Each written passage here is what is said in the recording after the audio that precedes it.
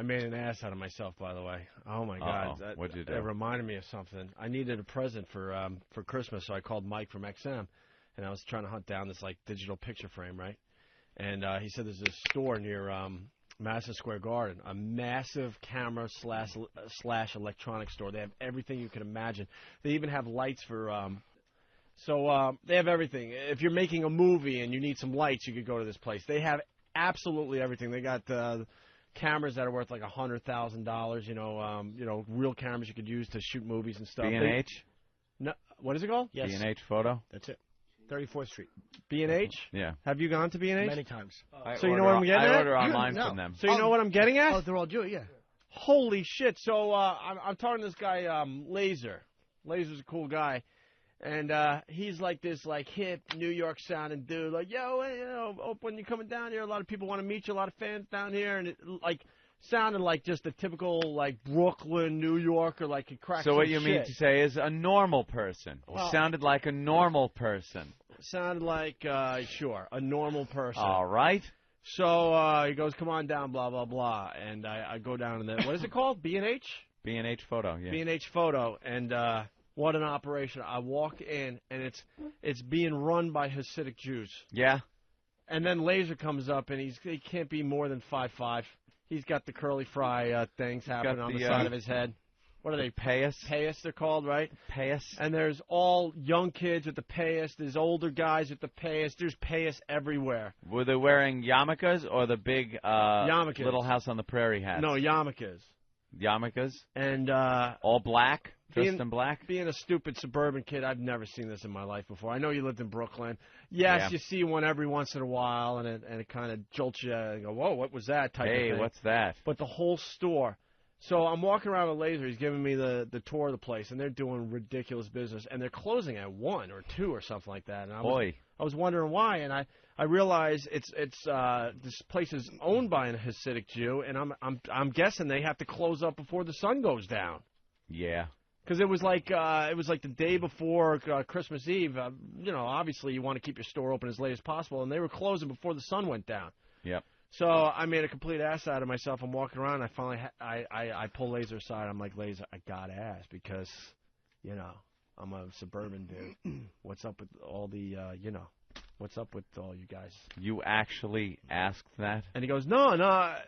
He goes, no. We also have blacks and Mexicans and other people working here. No Germans, I bet, right?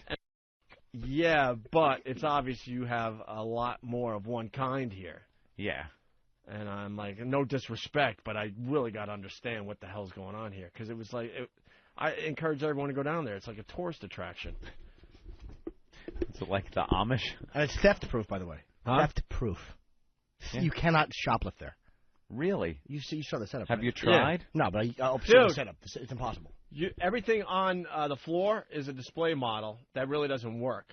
Really? Somehow that doesn't really work. You wouldn't want to steal even the floor model. So then you have to go to a computer with one of the Hasidic Jews, and then they punch in the code, and then they have this conveyor belt system, and the actual merchandise comes up from the warehouse on these what are they called? It looks like it's like the thing Lucy was eating the chocolates off of. Yeah. Like one of those conveyor belts, but they're in the ceiling. They're in the ceiling. They rock around the whole store like, and then your product arrives at the cashier. Wow. You cannot steal from there. Absolutely not. It was the most amazing operation I've ever seen. I'm not kidding. I was just blown away. I wanted to hang out there and just watch them for like hours. And they're all courteous and professional, and every one of them knows what they're talking about. Every one of them can help you. Here's the strange... I've done business with them online, too, and their online operations Oh, they're great. terrific. They were unbelievable.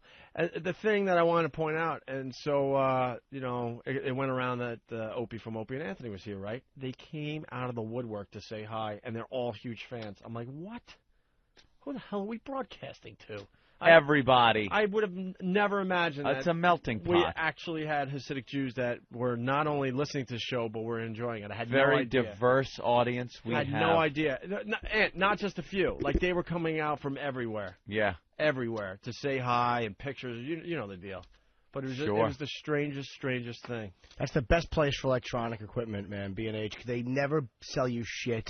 It's always good, and the guy goes to the computer and he tells you what he has, and he knows that he's not some fucking 19-year-old idiot like you at any other store. I can't imagine the business they were doing. And then I'm leaving. Like I said, let's say it was about 3. The sun was still up, but they were closing up. They're literally throwing, the chains and everything on the doors, and they got big, huge security guards. They don't mess around at all there, right?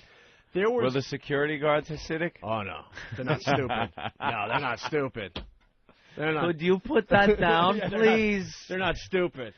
Stealing is bad. If your mother finds out, she will be angry. They're not stupid, but there was a whole mob of people trying to get into the stores. It was closing. It was quite a People sight. are wondering, does B&H stand for beards and hats? Actually, Laser was joking to me, yeah, some people beards and hats, get it? And I'm the gag? Laughing uncomfortably, am I supposed to laugh here? I don't know. I don't know what you're supposed to do, you wacky bastards. Do you know I had to go into that store one time when they were closing? I was going out of town somewhere. Kenny was with me. And I needed a thing for my camera, a little a portable charger. So B&H, I knew would have it. I go up there and the door's closed, and the awful security guard won't let me in. Oh no! So I actually poor Jimmy. I get finally a Jewish guy as opposed to that awful security guard of unnameable ethnicity. I mentioned Manny from the Comedy Cellar because Manny, they loved him. Oh, they loved Manny? Loved him because he was always in there and he spent a lot of money and he would bring them all to the Comedy Cellar. Yeah. And I mentioned his name at the door. This is 2 years after he died. And I mentioned his name at the door and he's like, all right, hold on. And they went and got somebody and it still got me in the door. So, just want to say hi to the gang at B&H. Laser, no disrespect, but I just had to know why. It was the weirdest thing I've ever seen, And I learned something. These Hasidic Jews, especially the younger kids, they're kind of hip. What, did you think they were all just going to be I thought they were beaten down by their religion from the and Torah stuff. the whole time. And they were kind of hip and with it, and, I'm just a stupid suburban kid. I don't know. Jews are people too, Opie. You would think that type of religion, they would be beat down by the religion. A little,